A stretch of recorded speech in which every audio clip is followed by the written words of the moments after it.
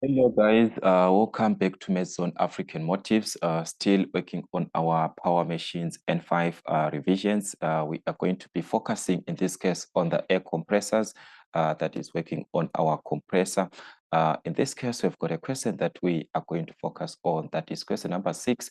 That is very, very important for us to understand. We worked with a similar question if we are to check, but it had a condition of a single acting. This time we've got a single stage, but having a double acting, in this case, a compressor. And I said the double acting part, the only part that we are going to see this working or the influence of this double acting is going to affect our speed. All right. So meaning to say when it is a double acting, the speed is going to be multiplied by 2. All right, which is different from a single acting where you use the speed as it is. All right, so let us just try to take our information. So we are given that this single stage double acting air compressor has an effective stroke volume. So we are given the effective volume in this case of 14 cubic meters per minute. All right, so that is our effective volume that we are given, which is in this case given as 14 cubic meters per minute. At the inlet conditions, or like I said, that the effective volume is the one that you are given at inlet conditions, that is at 0.1, where we've got P1 and V1. So the effective volume is the one that is taken at the inlet. As we can see here, we are given that there is a clearance. All right, so we know that if there is a clearance on our diagram, we're supposed to have something of this nature because we've got a clearance. Remember the relationship between the pressure and the volume. All right, so that is the one that we are going to have in this case. All right, so you're just going to have something of this nature. All right, something of this nature. I think it can be clear. All right, so that's something of this nature in this case. All right, so considering the input conditions, which is at the point 1 in this case, all right, then the delivery, which is at the point 2, then we've got point 3 to point 4, following the same scenario that you're going to have as the input output.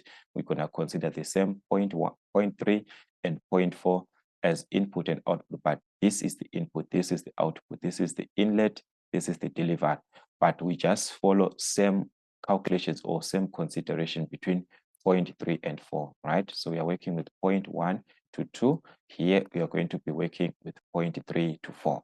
All right, so that is what you're going to have. So remember, this is a straight horizontal line, and there we are going to have same values for the pressure, meaning to say P1 is going to be equal to P4. The same thing that you're going to have here, P2 will be equal to P3. And our volumes corresponding, that is our V1. Here we're going to focus with the V4.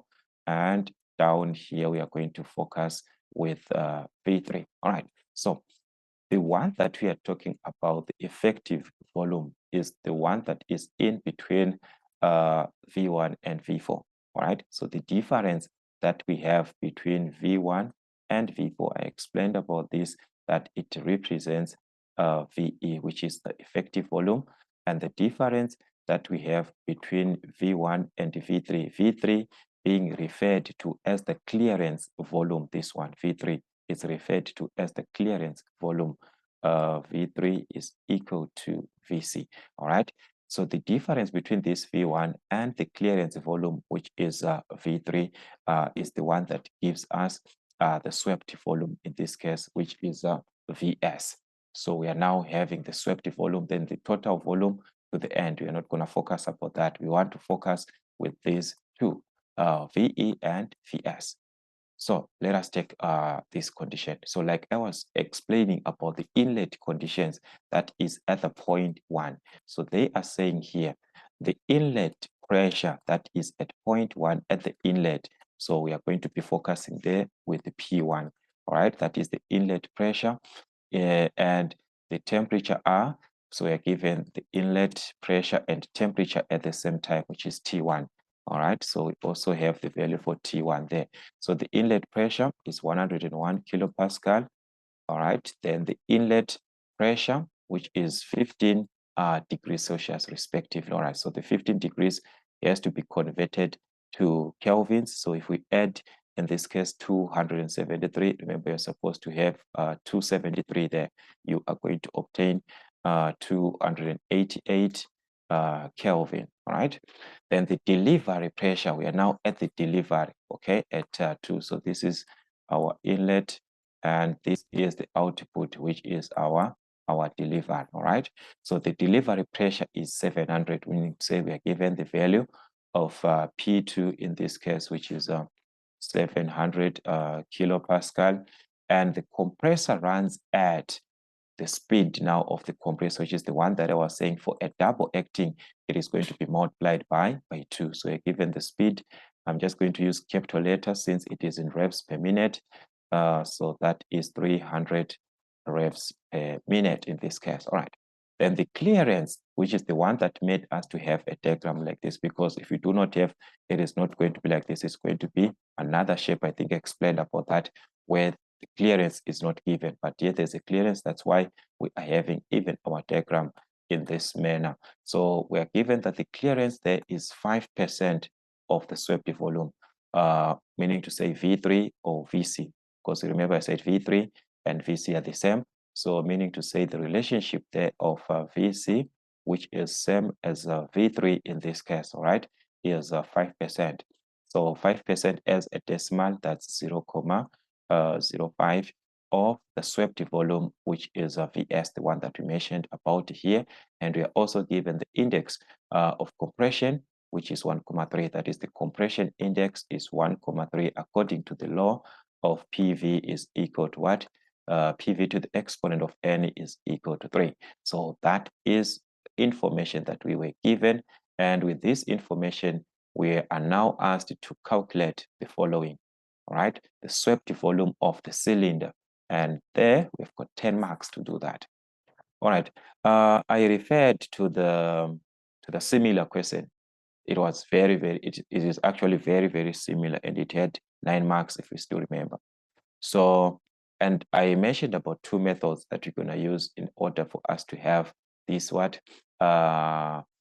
swept volume, which we can use from the creation of equations that can lead us to VS, or the use of the volumetric efficiency. So in this case now, as you can see, the last part, which is 6.3, is the one where they are asking us about the volumetric efficiency. So meaning to say here, they were expecting us to use the basic way of having the swept volume, meaning to say we need to create our formulas just like what we had in the previous class. So I'm not gonna talk much because we referred to this. The only part that we are seeing here is that we have a double acting, which is going to affect our speed. But like I mentioned before, the formulas or the steps that we took there are going to be the same. So let us consider the first thing. We have the effective volume, all right?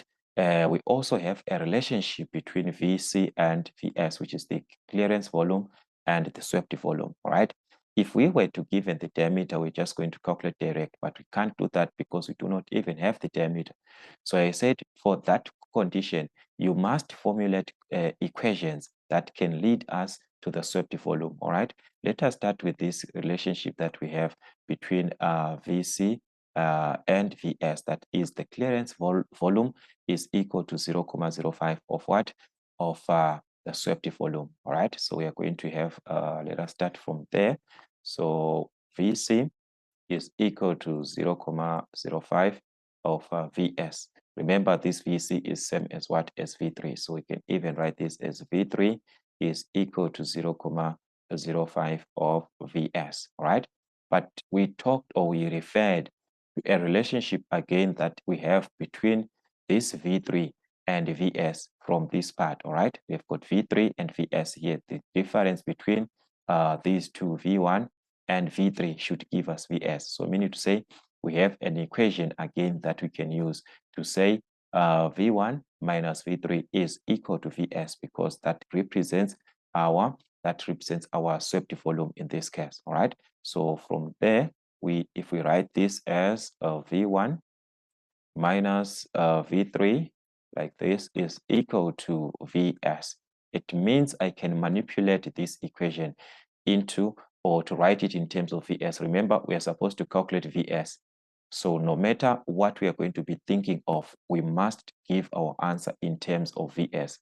So it's easier for us to just make V3 the subject here. We substitute it here in terms of V1 and what? In terms of V1 and Vs. All right. So we want to remove the clearance volume, this one. So let us remove it by finding the equivalent of V3. So we can transpose Vs to this side. It becomes a positive. That's V1 minus Vs is equal to V3. So that means wherever we see the V3, which is the clearance volume, we have the value corresponding, which is V1 minus Vs. So that means we can have that as a substitution in place of V3. We can have this as V1 minus a Vs, which is equal to 0.05 of Vs. So from there, I can make even V1 the subject in terms of what? In terms of Vs. So if we are to make V1 the subject, it's going to be Vs, this one to the other side, it becomes a positive. Remember, it's a negative, so it will be Vs plus 0.05 Vs. So that means we are simply adding, in this case, that's here we've got a 1, here we've got a 0.05. So that will be 1.05 of Vs, right? So that means in this case here, we have an equation for V1 in terms of Vs. Let us leave it like that. Okay, so let's leave it like that. Here we are manipulated from this one for the clearance volume, the swept volume from V1 and V3. All right, so just gonna leave it like that. We have got a final equation that we are going to need, or that we are going to use later on. All right, again, if we are to check here, we have a relationship of V1 and V3. All right, we talked about this V1 and V4, which is of the effective volume in this case. All right, we have a relationship that we can consider, but this relationship is going to be limited. All right, let me just write it down. V1 minus V4, which is the effective volume. So V1 minus V4 is equal to the effective volume, which is VA. All right. So if I am to consider properly here, I'm going to see that, yes, I have this VA, which is 14, but if we are to check, we do not have the value of V4, right? We have V1 in terms of Vs. If we are to check here, we calculated V1 in terms of Vs, but we do not have V4 in terms of what? In terms of Vs.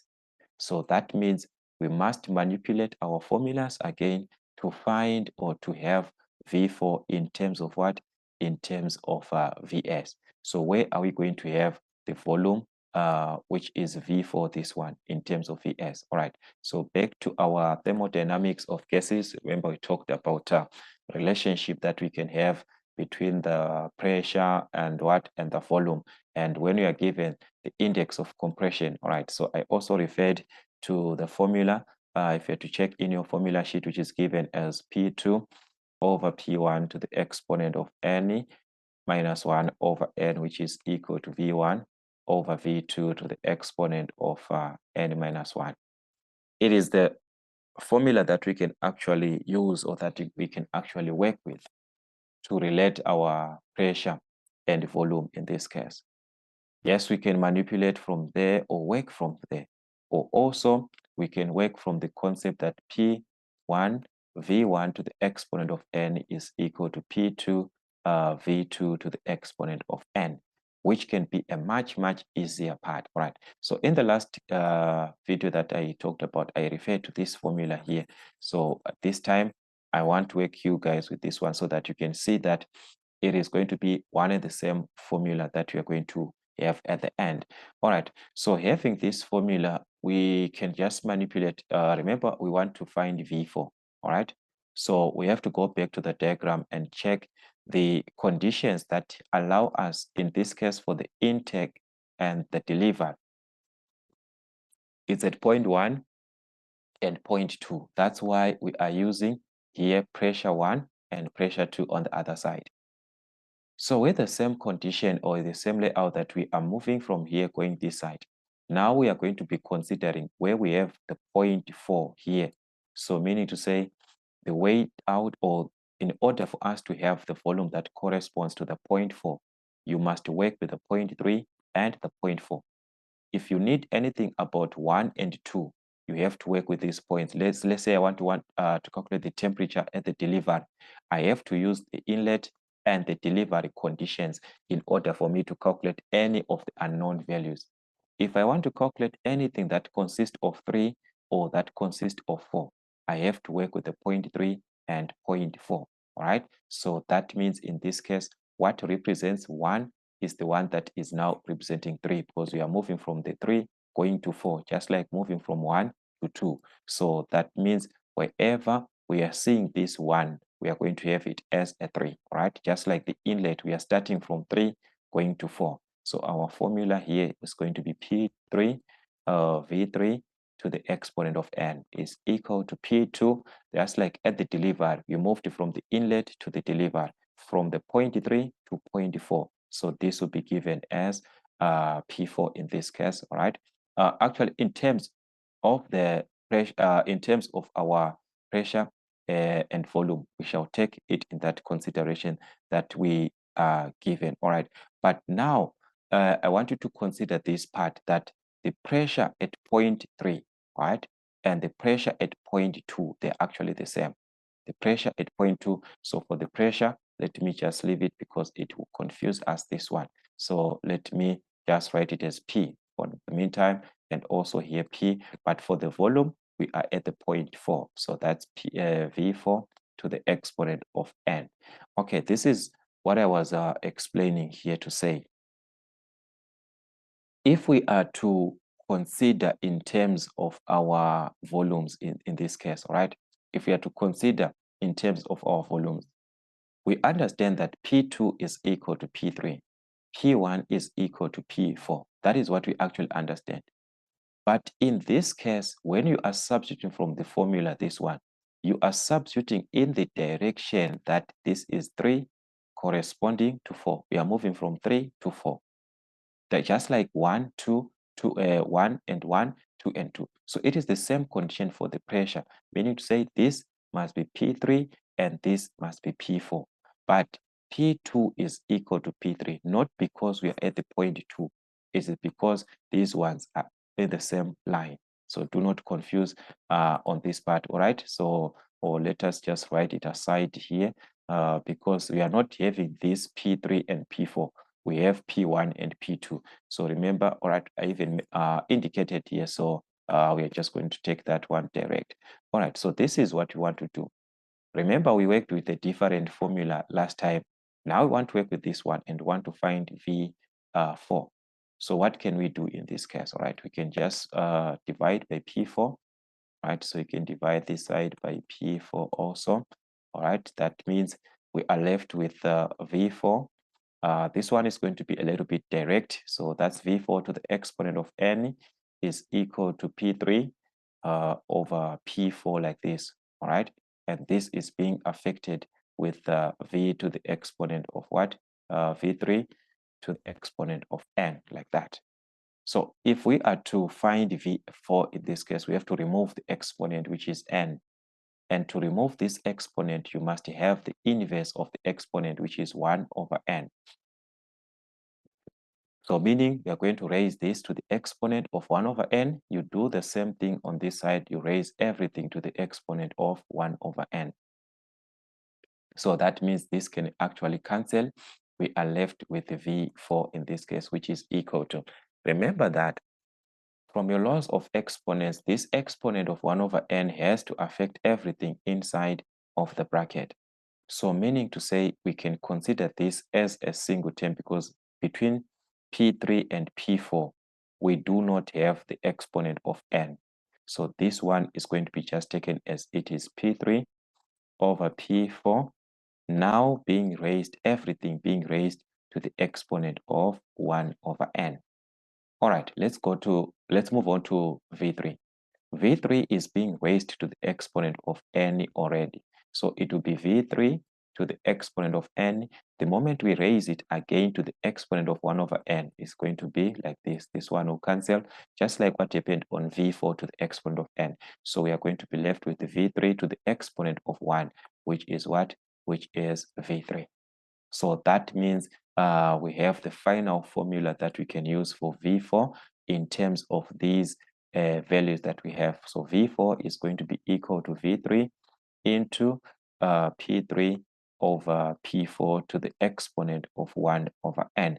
All right, so if you had to check the formula that we used in our last class that we had on the part of the air compressor, it is the same formula that we have at the end, but we used that one, or we calculated it from a different formula. So I want you to get used between these two formulas, but having the same answer, so you can work it from this, since we've got the index of compression. So this formula can be very, very useful. Or like I said in the previous class, that if you can't remember how to manipulate to have V4 as the subject, therefore know this one by heart, because you are not given this formula in your formula sheet. They give you this formula, and you are the one who is supposed to manipulate it to the way that you understand. So that means if I'm to use this formula, I'm going to find V4 in terms of Vs. Remember, our concept here is to have V4 in terms of Vs. Why am I saying it is going to be in terms of Vs? Because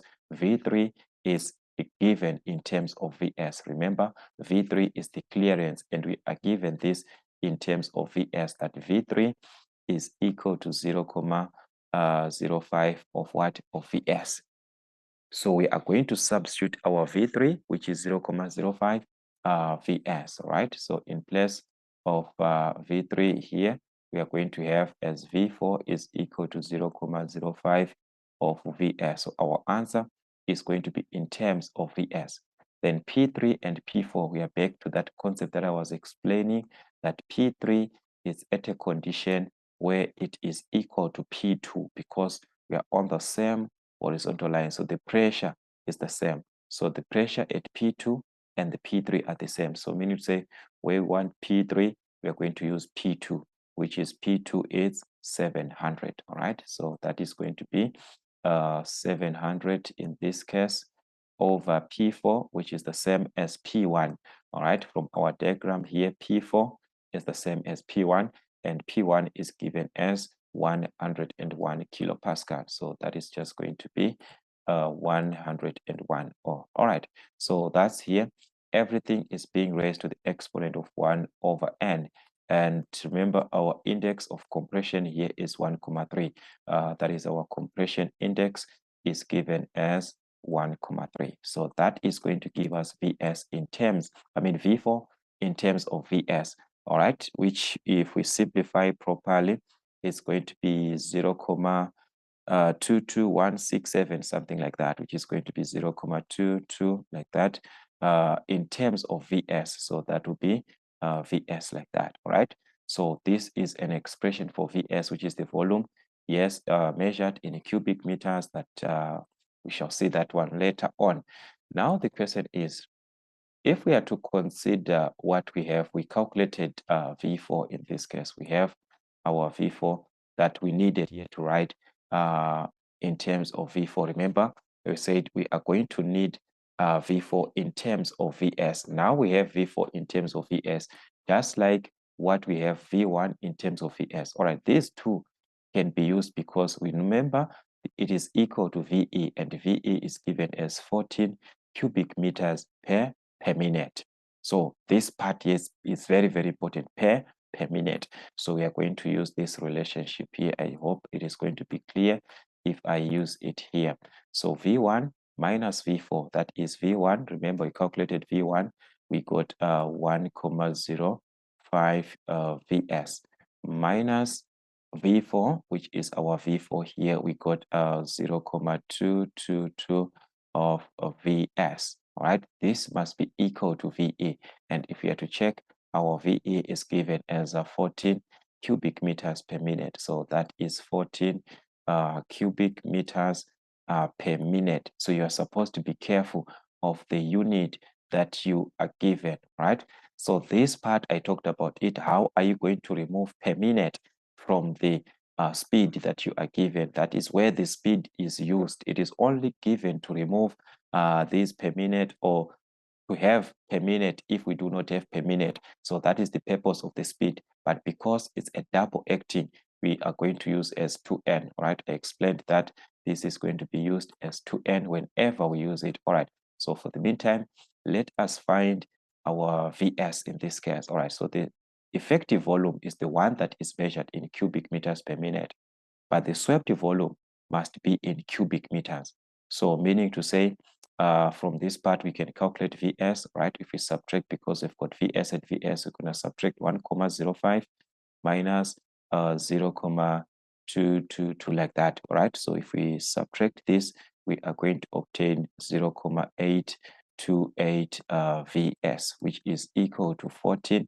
But remember, our value is in cubic meters. So to find Vs, we can divide by 0,828 both sides, 828 like this. All right, so this is going to give us the value of Vs. That's 14 divided to 0,828. We are going to obtain 16,908, which is to 3 decimal places. And this is in cubic meters per minute. That is where you're supposed to be careful. This is in cubic meters per minute. All right. So the question is, we are supposed to have this Vs in cubic meters, not in cubic meters per minute. All right. Then in the last class, I explained about how we are going to change this, because you are given the speed here, which is in revs per minute. And I said what we need is to remove this part and remain with what? And we remain with Vs in cubic meters. All right. So I explained the cancelling of the cubic meters per minute means over 1 minute like that. So in order for us to remain with cubic meters, we must multiply, because there we are given revs per minute, meaning to say we are given revs over minute like this. So in order for us to cancel this per minute, to remove this minute here, we must multiply on top by a minute. All right, that will be a reverse of minute over the revs, so that the minute and the minute cancel. We remain with our answer in cubic meters per rev, of which cubic meters per revolution simply means it's cubic meters. All right, so meaning to say you are going to interchange your speed, the minute on top, then the revolutions down in this case. All right, so meaning to say, if it is given as 60 revs per minute, all right, we are going to change whatever that we have, right, in terms of minute over the revolutions. All right, or I said, whenever you want to change this Vs, which is in cubic meters per minute, or it's cubic meters per second, where the speed also is in revs per second, you are going to multiply the value of Vs, right? In order for you to convert Vs from cubic meters per minute, you are going to multiply the cubic meters per minute, which is our Vs, multiplied to 1 over the speed. This gives us the answer in cubic meters. All right, so that is a straightforward formula that you can use. This gives us a speed in the volume in cubic meters. But you are supposed to be careful on this part here, because when it is a double acting, the N is affected. So for a single stroke, we are going to have as 1 over n. But here we've got a double acting. So we are going to see our formula now affected by 2. So it is going to be the cubic meters per minute times 1 over 2n. You get your answer in what? Cubic meters. So I want you to use this one the way that I explained from our last class, because from our last class, I explained this formula here. So I just want you to work out this formula that we are given, work out with this and find your answer. But I explained this, so we are not going to work with this one this time. We are going to use this one so that you can also change your formulas or use your formulas in the way that you understand. So this is what you're going to have at the end. We have got Vs here in cubic meters per minute. So anything in cubic meters per minute, if we multiply by 1 over the speed, it gives us cubic meters. All right, but for a double acting, we are going to have as 1 over 2n. So that's our cubic meters per minute. 16,908, which is the cubic meters per minute. This one multiplied to 1 over, since it is a double acting, is going to be 1 over 2n. All right. So the n representing our speed, which is 300 revs per minute. So meaning to say this one is going to be 1 over 2 times 300 because it's a double acting. So that's how you can convert anything from the cubic meters per minute, or it can be cubic meters per second, but the speed has to be in revs per second if it is like that.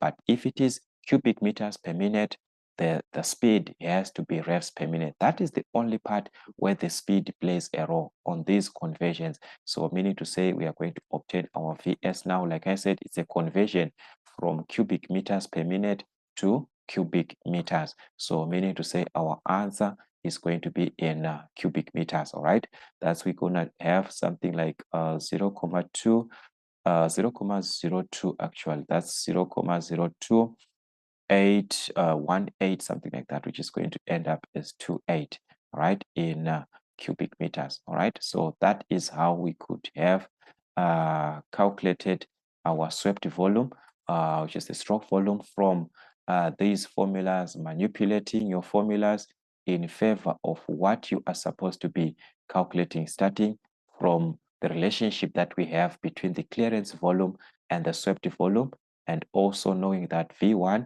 that V3 in this case is given as, we are given that as a percentage, which was 5%.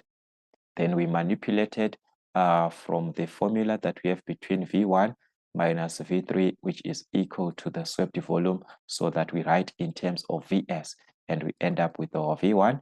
But as we can see from this formula here, we are limited to use it because we do not have V4 in terms of Vs. We've got V1 in terms of Vs, so we are now forced to calculate V4 in terms of Vs. And I said to calculate V4, you have to go back to your laws of gases from our thermodynamics of gases, whereby we can use the relationship between pressure and volume. Then after calculating that, you can now use the relationship of V1 minus V4, where we were limited, but now we have it in terms of Vs. So you can calculate that, but remembering that you are given the effective volume in cubic meters per minute. So it is going to give you the swept volume in cubic meters per minute, and you have to convert it to cubic meters per minute, to cubic meters only. So that's where the speed plays a role. So like I said, you're going to multiply the cubic meters per minute times 1 over n, all right? Cubic meters per minute, once multiplied by 1 over n, your speed is going to be in what? In cubic meters. But for a double acting, this is going to be 2n, all right? Single, it is just going to be what? N. So that is our Vs, all right? So as you can see, these are the steps that you're supposed to take. So I'm just going to take this value because we are not going to use all these calculations. So Vs is 0,028, all right? So I'm just gonna need this aside. Remember, we now have this Vs, we said it's 0,028 in cubic meters, all right? Then, all right, so I think this is fine. We can just work with this one, unless if we are to need anything later on. All right, so let's see the other question that we are given now. They want us to calculate the delivery pressure, or the delivery temperature in this case. All right, let's just hope these formulas, I'm not gonna need them here. All right, so here we need 6.2. That is the delivery temperature. All right, and we also talked about this, all right, from the same formula that I did not talk about in this class, that one that I mentioned in our previous class that is related, pressure, volume, and everything. Remember there we are given that also from our formula sheet. If you check this formula, it's given as T2 over T1, which is equal to P2 over P1 in this case, right? That's P1 to the exponent of n minus 1 over n, which is also equal to the volume. We can it can be given as volume V1 over V2 to the exponent of n minus 1, right? So in this case, we're just going to work it in terms of the pressure. We have all the pressure P1 and P2, and we have T1 at the inlet condition. So that means we can calculate, or we can have the delivery pressure, which is T2. Remember, at the delivery, we are talking about the point 2. So if you're talking about delivery temperature, it will be T2. All right. So that means we're supposed to calculate T2 here. You can just multiply by T1, multiply by T1, so that this can cancel here. So we are going to be left with the T2, which is equal to T1 into the pressure P2 over P1 to the exponent of n minus 1 over n. So this one is just direct, as you can see, guys. I think this one we are now used to, and I explained about this formula a lot of times. So here we're just making a direct substitution into our formula. So that's T2 is equal to T1, which is 288 into P2. Remember, we are given P2 as 700 kilopascal over P1, which is 100 kilopascal in this case. All right, exponent of n minus 1, our n being 1,3, so that's 1,3 minus 1 over n, which is 1,3. So this is going to give us the temperature at the delivery in this case, which is what? Which is T2. All right, so that means our T2 was going to be 450,22183, something like that, which is 450,213. We just convert to 3 decimal place. All right, so that is in what? In kelvins. So as we can see, our questions, sometimes they'll be just straightforward like that, but after calculating the first equation, you'll see that they will just give you those questions which are just direct. All right, they will just give you direct questions. Then the last part that we are given here is to calculate the volumetric efficiency. All right, we are given to calculate the volumetric efficiency, and I explained about this part of the volumetric efficiency in the last class. There are so many formulas that we can apply or that we can use. All right, we can work it from but this part of VS, there are so many things that we can actually use into consideration. So I need this VS in terms of cubic meters per minute here. VS is equal to 16,908. I'm gonna need this value. All right, so remember this was cubic meters per minute. All right, cubic meters per minute, like that. All right, so this value I'm gonna need it. So if you had to check, I explained like I'm saying here that we've got a lot of formulas that you're gonna need for the volumetric efficiency in this case, which we can take. Remember, we've got the formula that we can take from VE over VS times 100%, the effective volume over the swept volume times 100%, which is also given as, which is the same as 1 minus VC over VS into P2, which is the pressure ratio P2 over P1 to the exponent of n minus 1 over n minus 1. Then whatever that you get here, you must multiply it by 100%.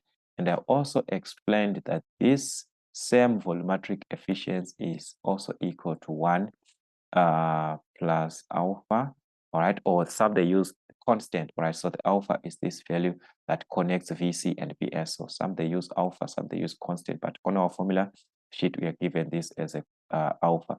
So that is into the pressure ratio, which is P2 over P1 to the exponent of 1 over n. So guys, we can use any of the formulas that you want. I explained everything about these formulas, so I can just take the first one. Since we have the effective volume it's in cubic meters per minute.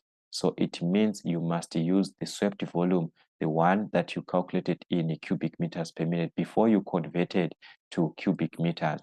You need the one that you had before, which is this one in cubic meters per minute. So like as you can see from the first formula, everything is direct. The volumetric efficiency in this case is going to be given as VE. I'm taking this first formula, VE, we have it 14 over VS. This is cubic meters per minute. So also we must have the same units here. That's why I'm saying you must take your VS, not this one, but the one in cubic meters per minute before you convert it. So that's 16 we are going to have 16,908 times 100%. So that we are going to have our volumetric efficiency in this case, all right? So this part here is going to give us 82,801, all right? So that's our volumetric efficiency is going to be 82,801%, right? So that is how we can play around with this. Just find the one that you are comfortable with, all right? So you are going to obtain, because here it's because just because we are rounding off our values, this and that, so we are not going to have like exact answers, but the answer will be the same as this one that we are seeing, but it won't be maybe exact after the comma, but we must have 82,8 something there. All right, so like I said, we can even use this formula. All right, so if I want to use this formula, it means I'm going to use VC over VS, all right? Of which VC over VS, in this case, we've got a relationship that we have between VC and VS, right? So remember that VC is 0, we've got VC over VS. So this is equal to VC, which is 0, 0.05 of VS over VS like this. So this will cancel. You remain with what? With the 0, 0.05, all right? So that means VC over VS is 0, 0.05. So where I see this, I'm going to substitute this as 1 minus, so I'm going to have 1 minus this VC over VS, which is the constant 0, 0.05 in this case, all right, into RP into this P2 over P1, which is P2, it's 700 over P1, which is 101 to the exponent of n minus 1. So if it is like this, we're going to use n minus 1 over n, all right? So that's n minus 1. From this one, our n is 1,3. So it's going to be 1,3 minus 1 over 1,3 minus 1 in this case, like this, all right? So that is going to give us exactly the value of what the this part that we want, which is the efficiency. Then whatever that you're going to obtain here, whatever that you're going to have there, you just multiply by what? By 100%.